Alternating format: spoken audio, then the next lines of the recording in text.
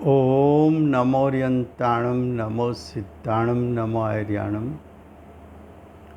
नमो वज्रायाणं नमो लोहे सव्वसाहुणं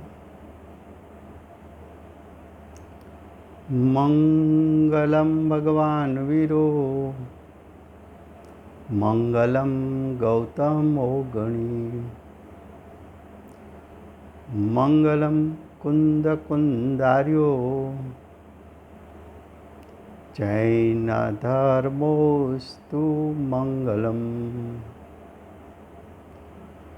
ओंकार बिंदु संयुक्तं नित्यं जायन्ति योगिनां कामदं मोक्षदं चैव ओंकाराय नमो नमः। अहो उपकार जिनवरनो कुंदनो ध्वनि दिव्यनो जेन कुंद ध्वनि आप्या अहो आ गुरु काननो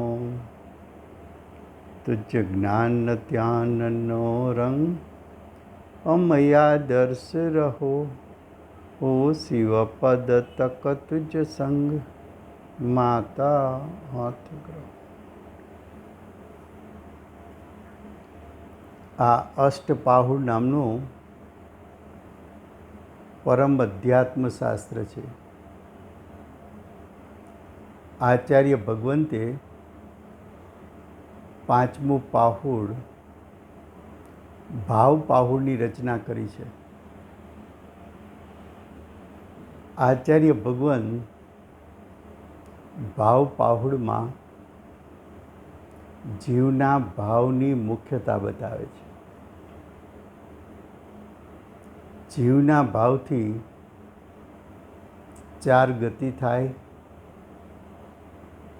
जीवना भावथी मोक्षनी प्राप्ति पण थाय, जीवना भावथी स्वर्ग पण मळे अने जीवना भावथी मोक्ष एटले के निर्वाणनी पण प्राप्ति थाय। अज्ञानी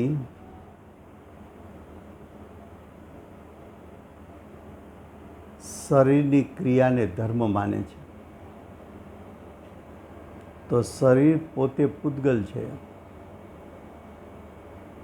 शरीरनी क्रिया ए पूतगलनी क्रिया छे, पूतगलनो भाव छे। तो अज्ञानी शरीर परथी वस्त्र उतारी देवुं, शरीरनी नग्न दशा धारण करवी,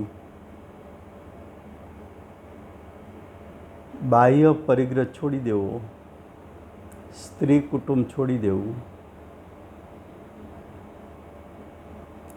एने द्रव्यलिंगी धर्म माने छे। तो आचार्य भगवंते कहूँ कि आवुं द्रव्यलिंग तो हास्य ने पात्र है। ए जीवनी क्रिया नहीं, जीवनो भाव नहीं।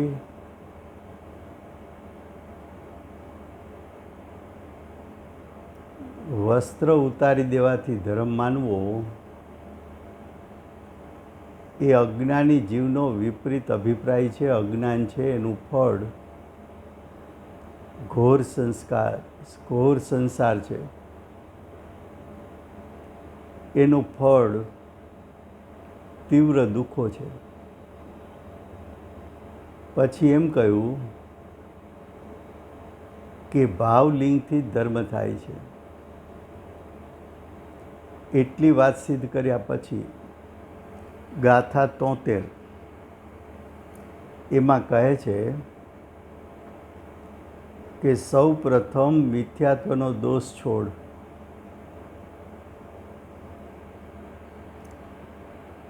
मिथ्यात्वनो दोष छोड़ी भावथी नग्न था। भावथी नग्न था एटले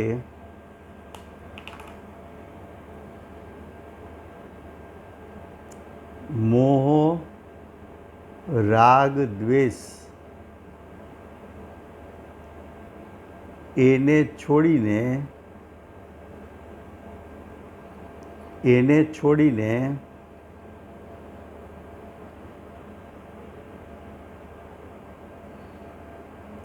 મુનિ થાય તો પહેલું મિથ્યાત્વ છૂટે. આશ્રવના 5 કારણો છે.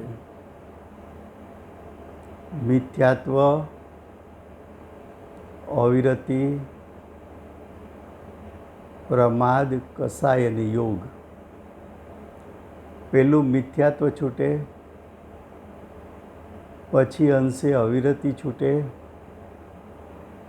પછી સર્વ પ્રકારે અવિરતિ છૂટે, પછી પ્રમાદ છૂટે અને સાથે સાથે 3 કસાય છૂટે. ત્યારે મુનિપણું આવે. ત્યાર પહેલાં મુનિપણું નથી.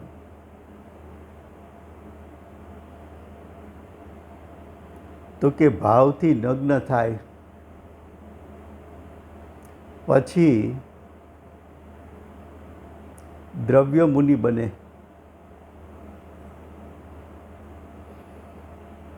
જ્યાં સુધી ભાવલિંગ પ્રગટ ન થાય ત્યાં સુધી દ્રવ્યલિંગ યથાર્થ હોતું નથી. ભાવમાં મિથ્યાત્વ, અવિરતિ, પ્રમાદ,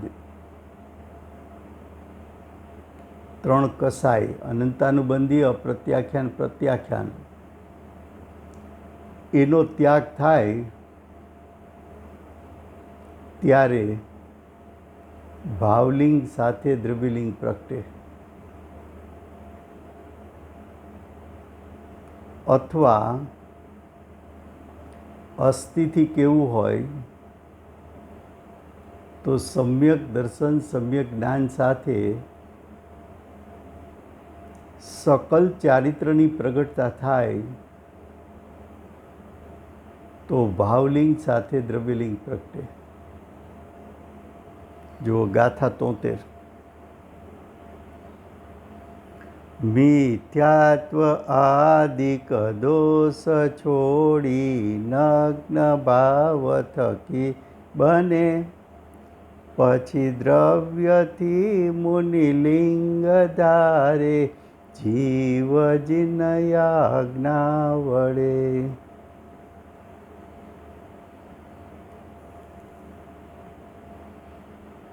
હવે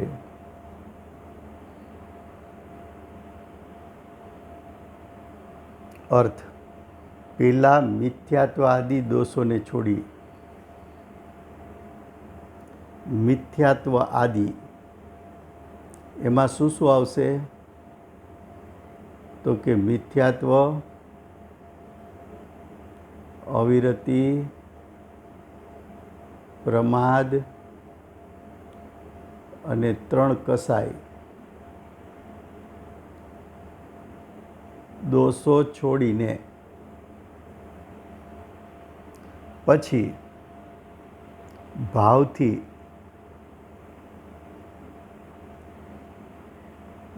એટલે ભાવલિંગથી અંતરંગ નગ્ન બને.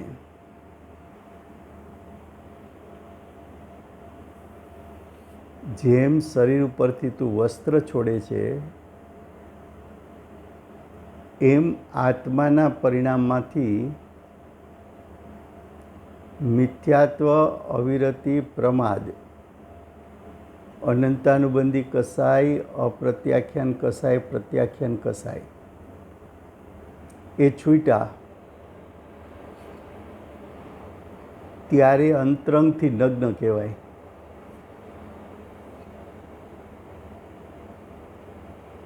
અસ્થિથી કેવું હોય તો સાધક જીવ આત્મલીનતાને કારણે સમ્યક દર્શન, સમ્યક જ્ઞાન સહિત સકલ ચારિત્રને પ્રગટ કરે એવી નિર્વિકલ્પ દશાને પ્રાપ્ત થાય ત્યારે ભાવથી અંતરંગ નગ્ન થયો કહેવાય.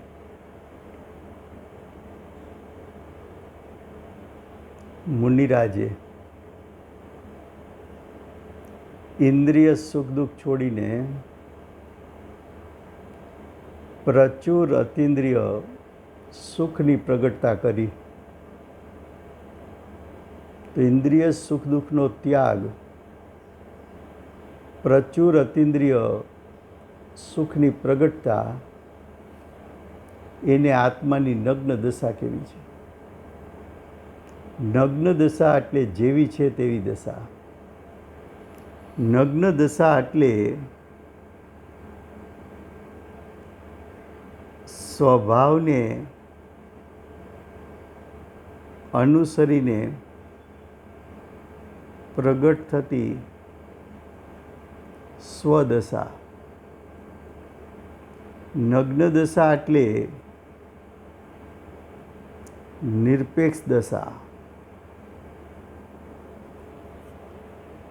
હવે કે છે એકરૂપ શુદ્ધાત્માનું શ્રદ્ધાન જ્ઞાનને આચરણ કરે. મુનિરાજની દ્રષ્ટિ જ્ઞાયક સ્વભાવ ઉપર સ્થિરતા પામી છે.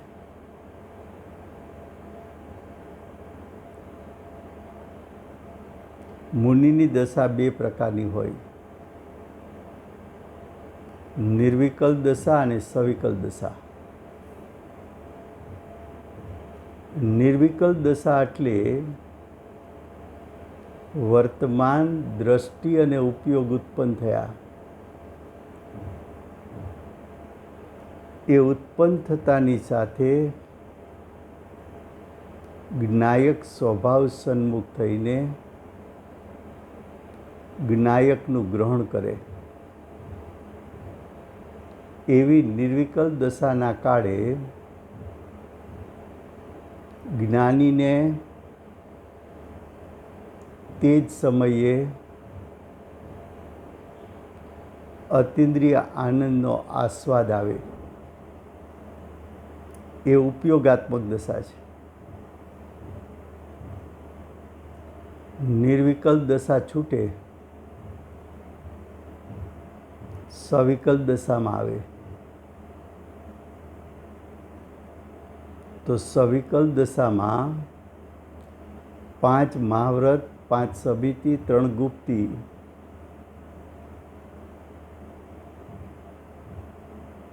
એના કાર્ય કરે. એવા બાહ્ય કાર્ય, શુભભાવ અને શરીરની ક્રિયા જોવા મળે. એ શુભભાવ અને શરીરની ક્રિયામાં ઉપયોગ પણ હોય, પણ અંતરંગ પરિણામમાં હું જ્ઞાયક છું, હું જ્ઞાયક છું, હું જ્ઞાયક છું, એ ભાવ છૂટતો નથી. સવિકલ્પ દશામાં હું જ્ઞાયક છું,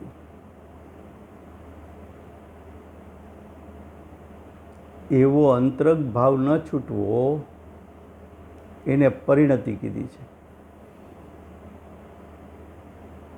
જેમ કે માતા બાળકને, 6 માસના બાળકને સુવડાવીને બજારમાં ખરીદી કરવા જાય, તો માતાનો ઉપયોગ ખરીદીમાં પણ છે, પણ અંતરંગમાં, અંતરંગ પરિણતિમાં બાળક ઉઠી તો નહીં ગયું હોય ને, જલ્દી ઘરે પહોંચવું છે. તો અંતરંગ દ્રષ્ટિ ઘર તરફ છે, બાળક તરફ છે. ખેંચાણ ઘર તરફ છે, ખેંચાણ બાળક તરફ છે. એ ખેંચાણ ઉપયોગને પાછો ઘર તરફ લઈ આવે છે. એમ જ્ઞાની શુભભાવ અને શરીરની ક્રિયા ઉપયોગાત્મકપણે કરતા દેખાય, પણ શ્રદ્ધાનું જોર, પ્રતીતિનું જોર, એનું ખેંચાણ, હું જ્ઞાયક છું, હું જ્ઞાયક છું, હું જ્ઞાયક છું. શુભભાવ મારું સ્વરૂપ નહીં, શરીરની ક્રિયા મારી નહીં. એ શ્રદ્ધાએ દોર પકડી રાખ્યો છે. એ શ્રદ્ધાએ જ્ઞાયકનું હુંપણું જાળવી રાખ્યું છે. એ શ્રદ્ધા ઉપયોગને ખેંચીને વારંવાર સ્વભાવ તરફ ખેંચી જાય છે. તો કહે છે કે એકરૂપ શુદ્ધાત્માનું શ્રદ્ધાન જ્ઞાન આચરણ કરે પછી મુનિ થઈ જીન આજ્ઞાથી દ્રવ્યથી બાહ્યલિંગ પ્રગટ કરે એવો માર્ગ છે. જીન આજ્ઞા, જીનેન્દ્ર ભગવાનની આજ્ઞા મુજબ જીનેન્દ્ર ભગવાન ભગવાને કયા મુજબનું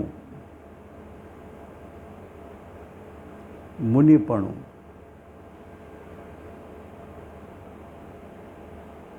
દ્રવ્યથી એટલે કે બાહ્ય લિંગથી પ્રગટ કરે.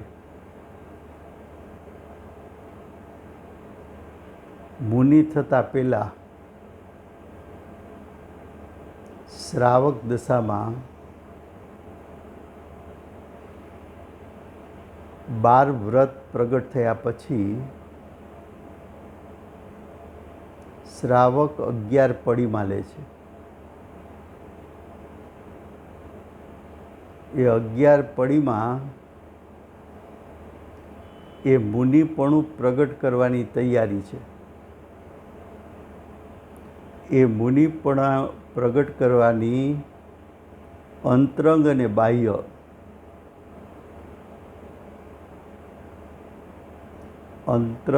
બાહ્ય બંને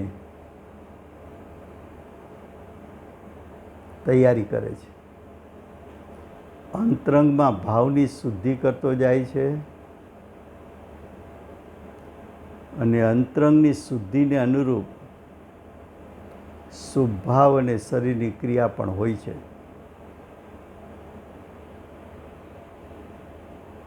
એ 11 પડીમાં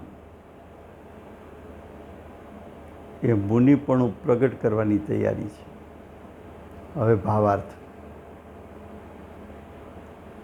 ભાવ શુદ્ધ થયા વિના, જો ભાવ પાહુડ છે ને,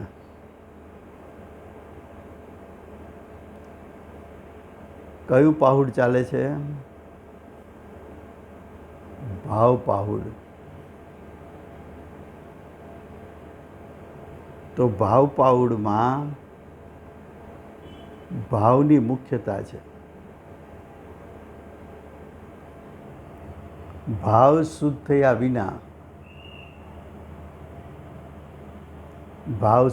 વિના, એટલે જીવના ભાવ શુદ્ધ થયા વિના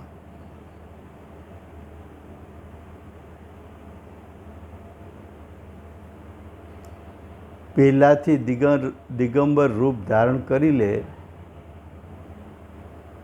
તો પછી ભાવ બગડે ત્યારે ભ્રષ્ટ થઈ જાય.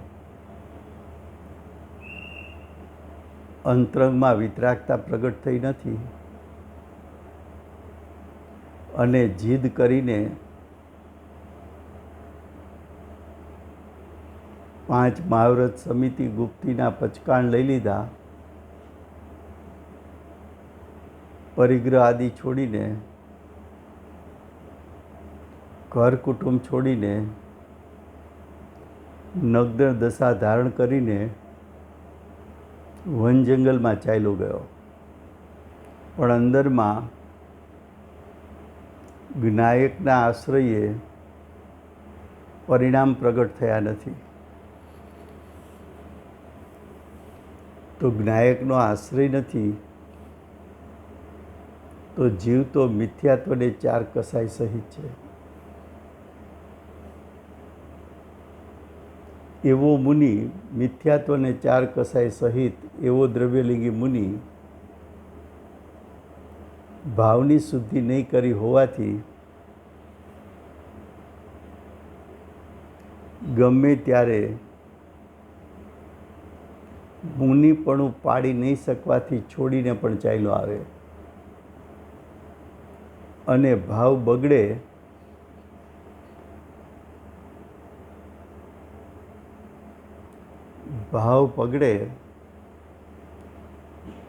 તો દુરાચારી થાય. ભાવ બગડે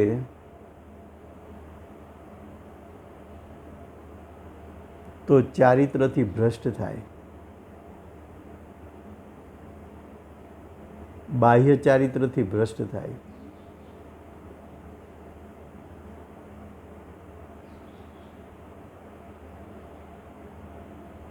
અને ભ્રષ્ટ થઈને પણ પોતાને મુનિ કેવડાવે.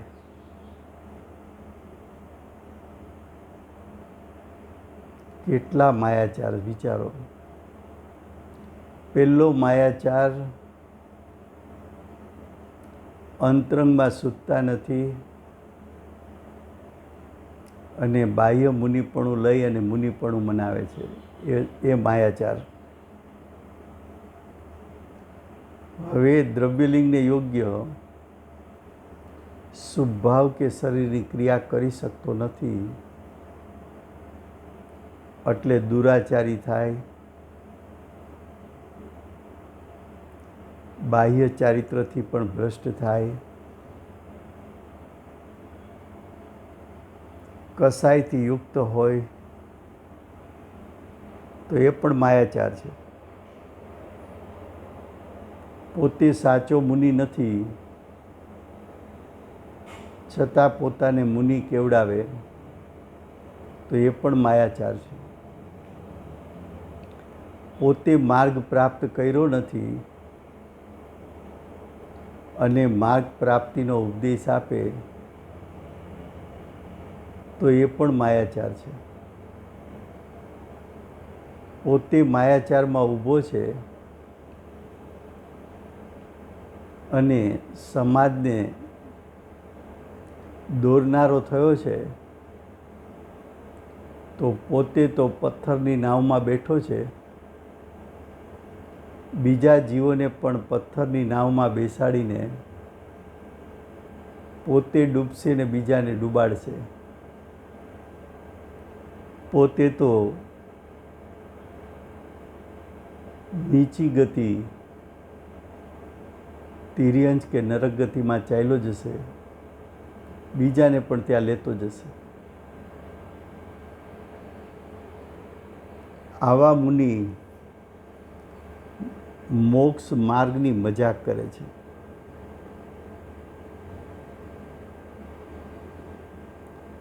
આવા મુનિ માર્ગની મજાક કરે છે. માટે જીનેન્દ્ર ભગવાનની આજ્ઞા એમ છે, જીનેન્દ્ર ભગવાનની આજ્ઞા એમ જ છે કે ભાવ શુદ્ધ કરી બાહ્ય મુનિપણું પ્રગટ કરો. હવે ગાથા 74. હવે કહે છે કે શુદ્ધ ભાવ જ સ્વર્ગ મોક્ષનું કારણ છે.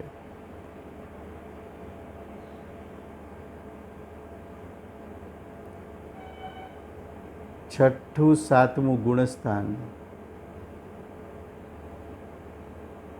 પ્રાપ્ત મુનિ સ્વર્ગે જાય.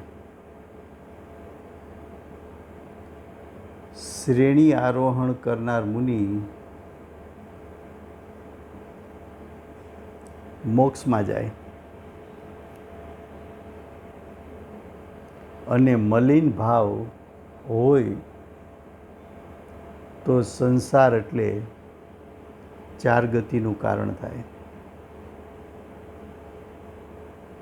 શું કહે છે?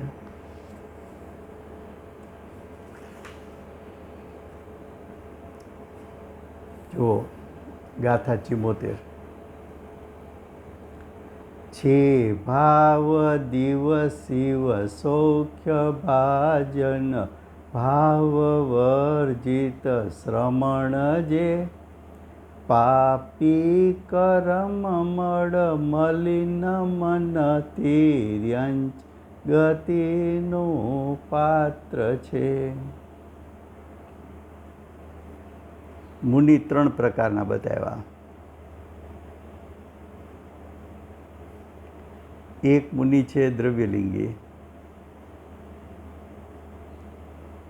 ભાવલિંગ રહિત છે. બીજા મુનિ છઠ્ઠા સાતમા ગુણસ્થાને. ત્રીજા મુનિ શ્રેણી આરોહણ કરનાર.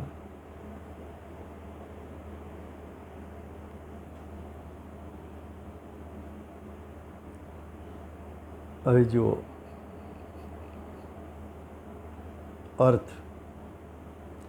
ભાવ જ સ્વર્ગ અને મોક્ષનું કારણ છે. કયો ભાવ?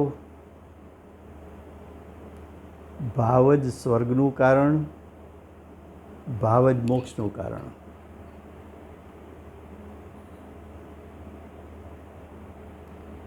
તો મોક્ષનું કારણ શ્રેણી આરોહણ કરનાર મુનિ છે.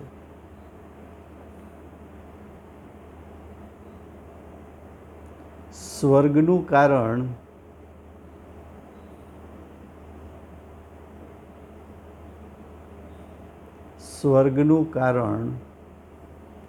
છઠ્ઠે સાતમે ગુણસ્થાને ઝૂલતા મુનિ છે. શ્રેણી આરોહણ ન કરી અને દેહ વિલય કર્યો.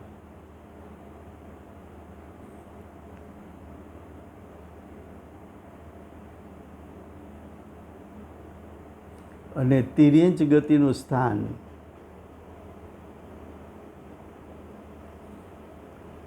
એ દ્રવ્યલિંગને કારણે છે. કારણ કે ભાવલિંગ પ્રગટ નથી,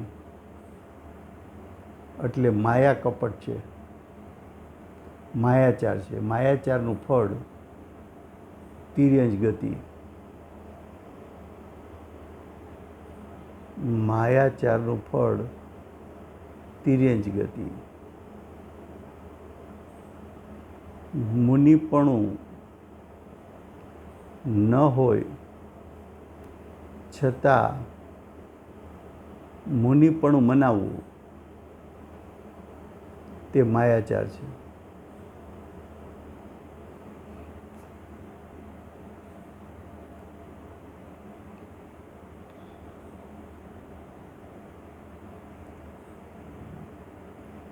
કર્મ મળથી મલિન ચિત્તવાળો.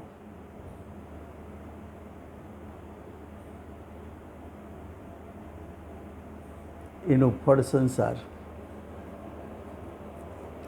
કર્મ મળથી મલિન ચિત્તવાળો કોણ છે? દ્રવ્યલિંગી.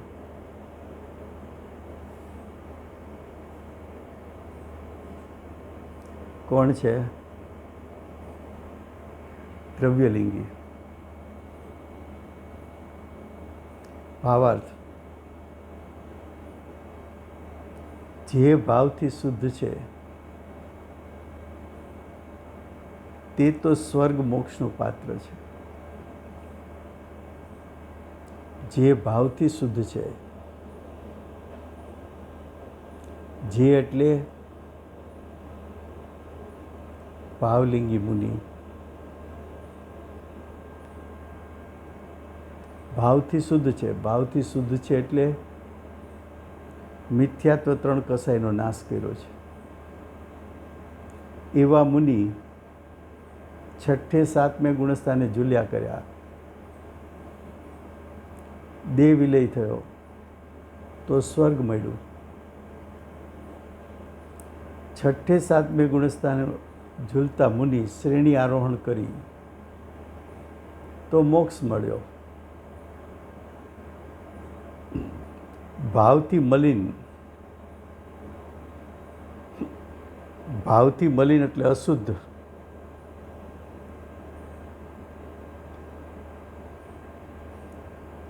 અશુદ્ધ ભાવ થાય.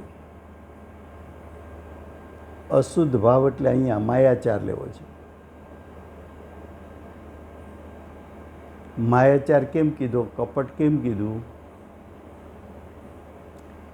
કે મુનિપણું સાચું ન હોવા છતાં મુનિપણું મનાવવું, એ માયાચાર છે. અંતરંગમાં ભાવલિંગ ન હોવા છતાં દ્રવ્યલિંગ ગ્રહણ કરવું, એ માયાચાર છે. પોતે મુનિ ન હોવા છતાં સમાજમાં મુનિપણે મનાવવું,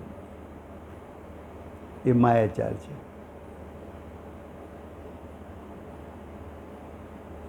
હવે ફરી ભાવના ફળનું મહાત્મ્ય કહે છે.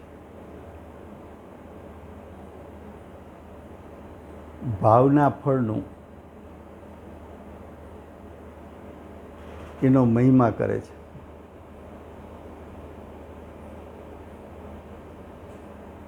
ગાથા 75. નર અમર વિદ્યાધર વડે સંસ્તુત કરા જલી પંકથી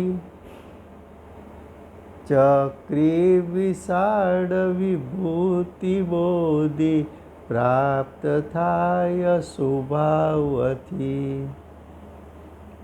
સુભાવ એટલે સમ્યક ભાવ.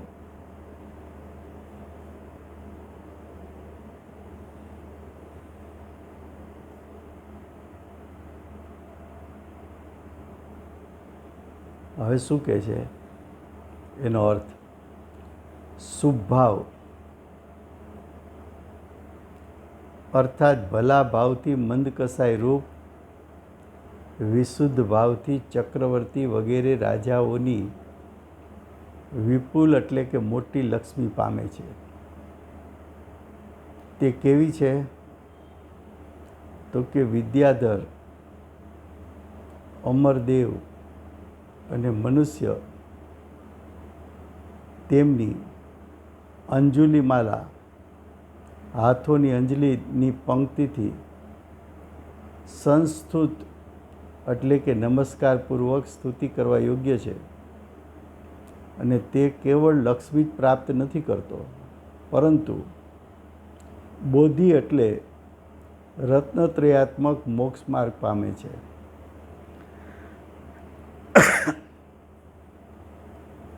શું કહે છે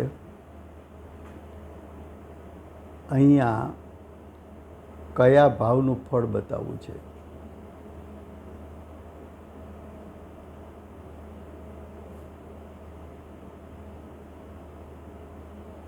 કયા ભાવનું ફળ બતાવવું છે? તો કે છે શુદ્ધતા સાથે શુભ ભાવ.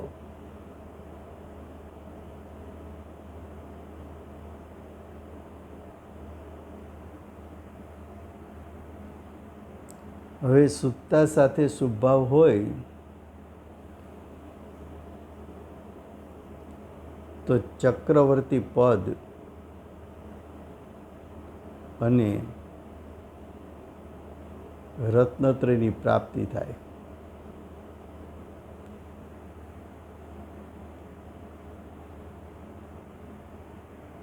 એકવાર સમ્યક દર્શન થયું તેવા ભાવોનું ફળ શું? તો કે એકવાર સમ્યક દર્શન થયું પછી જીવ નીચેની ગતિ એટલે તિર્યંજ ગતિને નરક ગતિમાં જન્મ થતો નથી. જો આ સુત્તા સાથે શુભભાવનું ફળ. સુત્તા સાથે શુભભાવ છે એ જીવ તિર્યંજ નરક ગતિમાં નહીં જાય. એ પહેલું ફળ. બીજું ફળ, મનુષ્યમાં સ્ત્રી કે નપુંસક નહીં થાય. ત્રીજું ફળ, સ્વર્ગમાં માત્ર વૈમાનિક દેવ થશે, અન્ય દેવમાં નહીં જાય.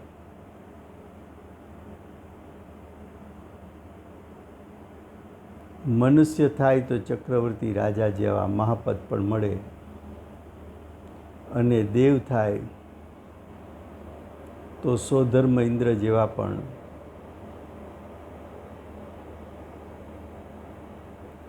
પદની પ્રાપ્તિ થાય. અને મનુષ્યમાં પણ ચક્રવર્તી રાજા થઈને પણ વૈરાગ ઉત્પન્ન થતા રાજપાટ છોડીને મુનિ દીક્ષા અંગીકાર કરીને ભાવલિંગ પૂર્વક દ્રવ્યલિંગ ધારણ કરીને ઉગ્ર પુરુષાર્થ કરીને મોક્ષની પ્રાપ્તિ કરે. તો જેમને શુદ્ધતા સાથેનો શુભભાવ છે એવા વિશુદ્ધ ભાવોનું આ મહિમા છે.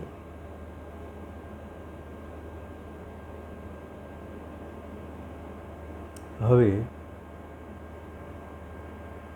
ગાથા 76 હવે ભાવોના ભેદને કહે છે. ભાવોના ભેદને કહે છે એટલે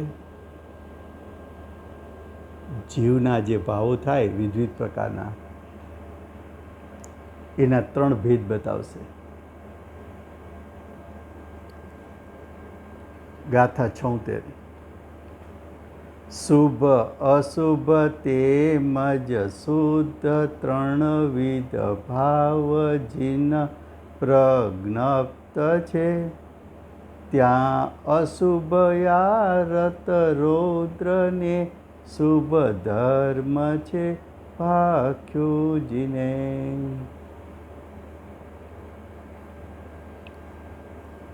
ગાથા 76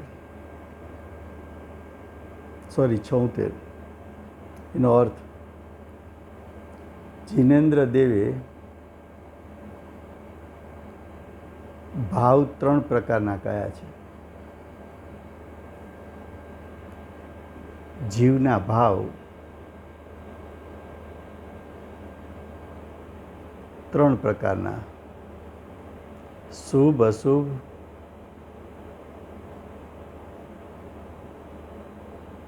અને ધર્મ ધ્યાન.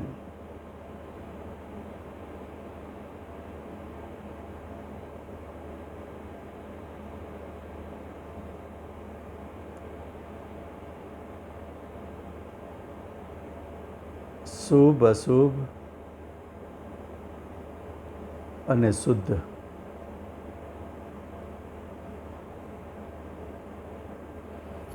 તો જીવ 3 ભાવ કરી શકે. શુભ ભાવના ફળમાં મનુષ્ય ગતિ,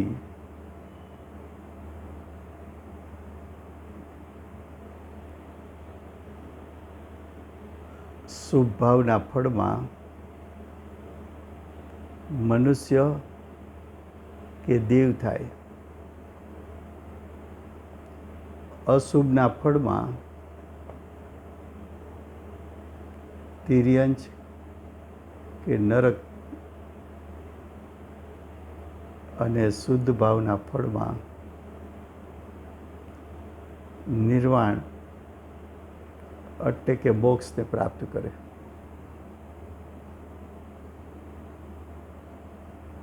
તો જિનેન્દ્ર ભગવાને દિવ્ય ધ્વનિ દ્વારા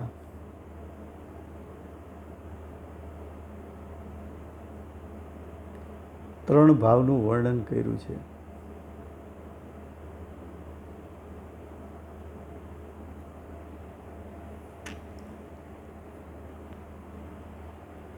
શુભ, અશુભ અને શુદ્ધ.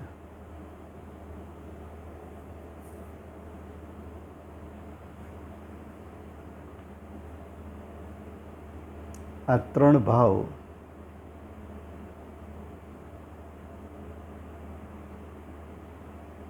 એમાં આર્ત અને રૌદ્ર ધ્યાન છે એ અશુદ્ધ ધ્યાન છે. અશુદ્ધ ધ્યાન એટલે અશુભ ભાવ છે. ધર્મ ધ્યાન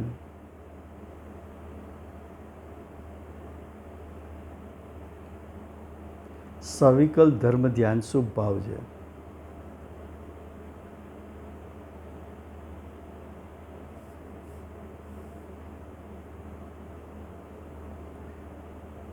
નિર્વિકલ્પ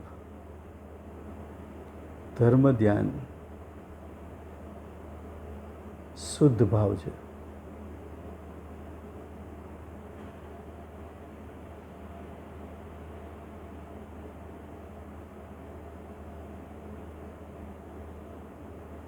આર્ત અને રૌદ્ર ધ્યાન મલિન ભાવ છે એટલે અશુદ્ધ ભાવ છે.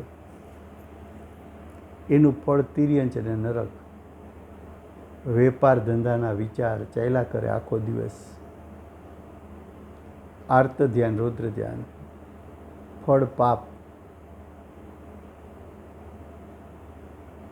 પણ જૈન હોય, માંસ આદિ ખાતો ન હોય, દારૂ આદિ પીતો ન હોય,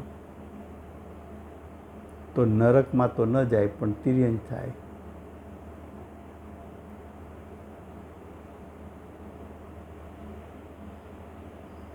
ઉપવાસ એકટાણા આદિ કરતો હોય, સ્વાધ્યાય ભક્તિ કરતો હોય,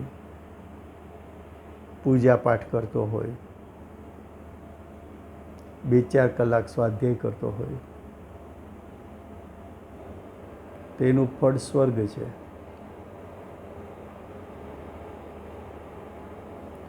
પણ નિર્વિકલ્પ દશાને પ્રાપ્ત થતો હોય, આત્મ સ્વભાવનું ધ્યાન કરતો હોય, તો એ ભાવનું ફળ મોક્ષ છે.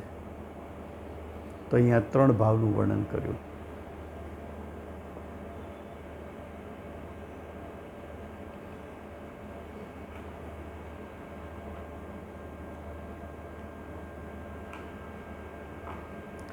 દિવ્ય ધ્વનિના દાતાર શ્રી સિમંદર ભગવાનનો જય હો. ભાવશ્રુતપૂર્વક દ્રવ્યશ્રુતના દાતાર શ્રી કુનકુંદાચાર્ય દેવનો જય હો. પંચમ કાળે આવો ઉપદેશ વરસાવનાર પરમ કૃપાળુ શ્રી સદગુરુ દેવનો જય. પ્રસમ મૂર્તિ ભગવતી માતનો જય હો.